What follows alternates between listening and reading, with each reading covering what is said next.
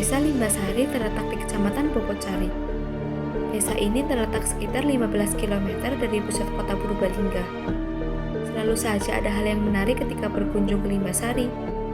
Bagaimana tidak menarik? Limbasari ini menyimpan banyak kekayaan. Salah satunya cerita rakyat yang sudah banyak dikenal, yaitu legenda Putri Ayu Limbasari. Legenda Putri Ayu Limbasari cukup terkenal di bumi perwira. Kisahnya yang tentang seorang putri cantik, namun anugerah yang dimilikinya justru menjadi malapetaka baginya. Bagaimana kecantikan itu berubah menjadi petaka? Begini ceritanya. Alkisah, ada seorang mubalik bernama Syekh Kadiwasi. Syekh Kadiwasi adalah seorang penyebar Islam asal Turki. Beliau datang kepada Panembahan Senapati di Mataram guna memohon izin untuk dapat menyebarkan agama Islam di Pulau Jawa.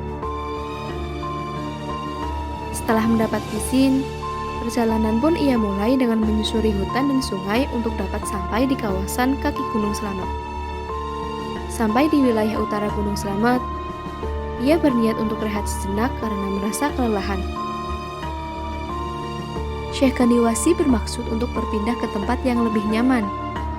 Ia berniat untuk membangun tempat untuk melihat kondisi lokasi yang tepat.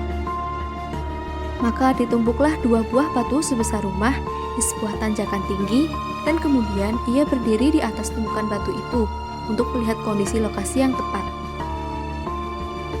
Batu tumpukan itu kemudian dikenal dengan sebutan Watu Tumpang. Setelah berpindah-pindah, Syekh Kadiwasi akhirnya menemukan tempat yang cocok untuk membangun padepokan. Padepokan tersebut semakin lama semakin berkembang, dan kemudian diberi nama Padepokan Limbasari. Namun lama kelamaan, Limbasari menjadi Limbasari. Suatu hari, datanglah 2 orang yang berasal dari Pulau Dewata yang bernama Ketutlingi dan Patrawisa. Mereka berdua datang ke Limbasari bertujuan untuk mencari orang yang ilmu budi. Ketutlingi dan Patrawisa kemudian bertemu dengan Syekh Kadiwasi. Mereka mengakui ketinggian ilmu dan budinya sehingga secara sukarela masuk agama Islam serta menjadi cantrik di Padepokan Limbasari.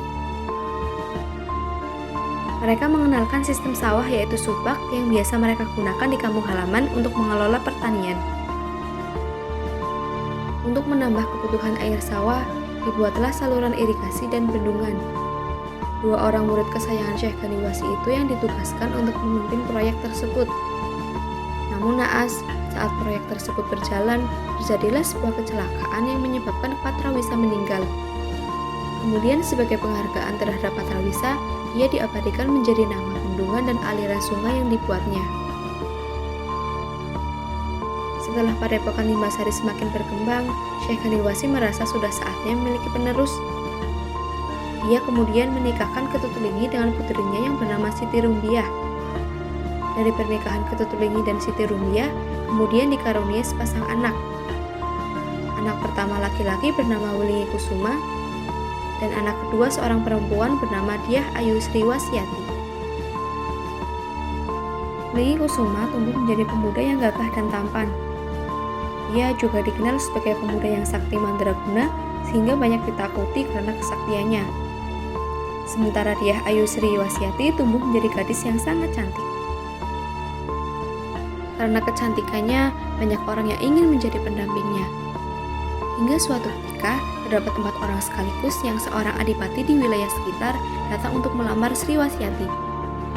Mereka adalah Adipati Wirayuda dari Bandingan, Adipati Wiratenaya dari Penisihan, Adipati Wirataruna dari Beji, dan Adipati Wirapraja dari Sawangan. Lamaran yang datang bersamaan itu membuat bingung pihak keluarga perempuan. Orang tuanya menyerahkan keputusan pilihan sepenuhnya kepada putrinya. Ia pun menjadi gundah. Melihat kegundahan hati adiknya, Wulingi Kusuma merasa tidak tega.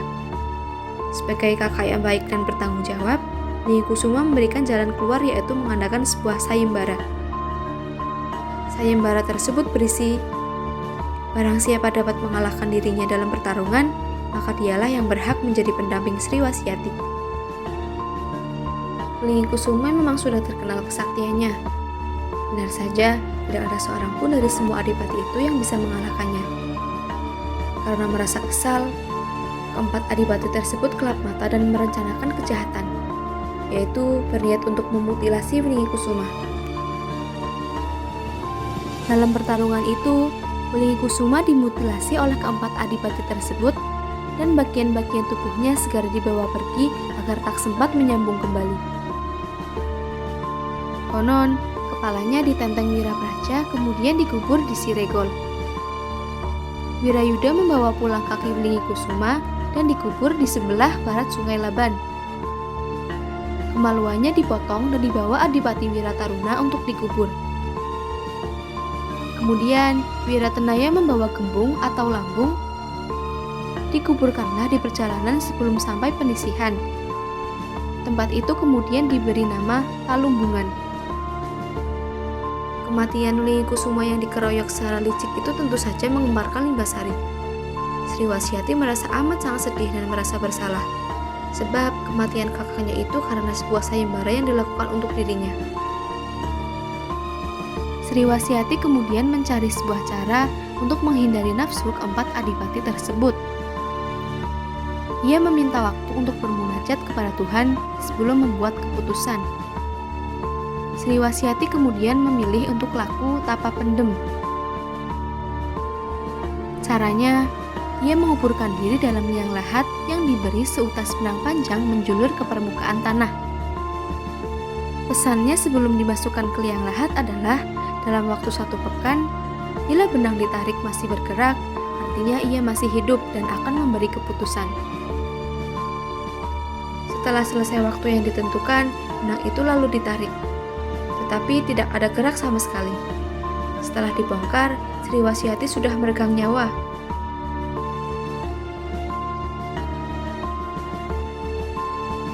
Sriwasyati telah membuktikan sebuah adikum bahwa cantik itu tak melulu membawa kebahagiaan, tetapi seringkali juga mendatangkan luka dan malapetaka.